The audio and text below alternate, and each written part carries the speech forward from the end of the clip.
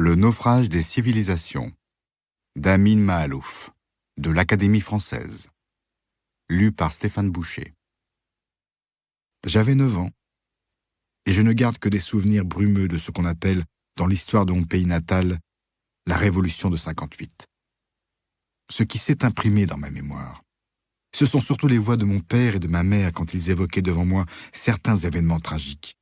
L'assassinat d'un journaliste chrétien favorable à Nasser, l'enlèvement et le meurtre d'un autre journaliste, également chrétien, mais farouchement hostile à Nasser, l'incendie par des émeutiers de la résidence du Premier ministre, l'un des rares politiciens musulmans à avoir osé prendre position ouvertement contre le Raïs.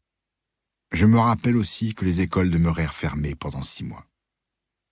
Quand, le 14 juillet de cette année-là, une révolution sanglante renversa la monarchie irakienne et que les membres de la famille royale ainsi que les dirigeants favorables à l'Occident furent massacrés dans les rues, les États-Unis redoutèrent que le Liban soit emporté par le torrent nationaliste de gauche qui déferlait sur l'Orient arabe. Dans les 48 heures, leurs troupes étaient sur place, venues de leur flotte en Méditerranée, de leur base en Allemagne, et certaines même transportées par un pont aérien à partir de la Caroline du Nord. Pas moins de 14 000 hommes prirent part à l'opération.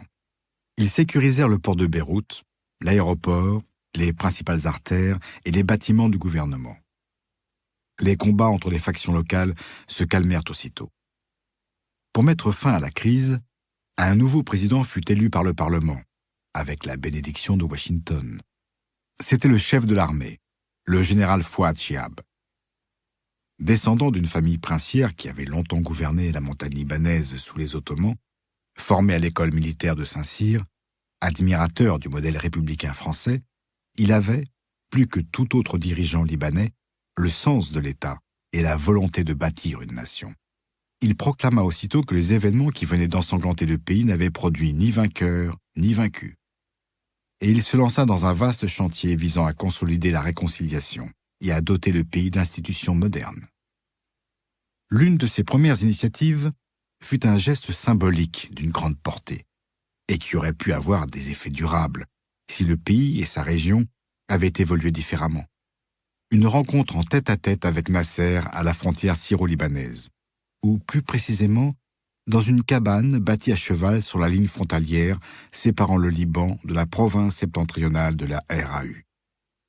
Dans cette modeste construction rectangulaire en tôle ondulée, très mal chauffée en dépit des températures hivernales, le président d'une petite nation fragile et divisée se fit un devoir de discuter d'égal à égal avec l'homme le plus puissant et le plus redouté du monde arabe, et de parvenir avec lui à une sorte de compromis historique, Chiab s'engageant à ce que son pays ne serve plus jamais de base aux ennemis de Nasser, et celui-ci promettant, en échange, de ne plus jamais parler d'un rattachement du Liban à la République arabe unie.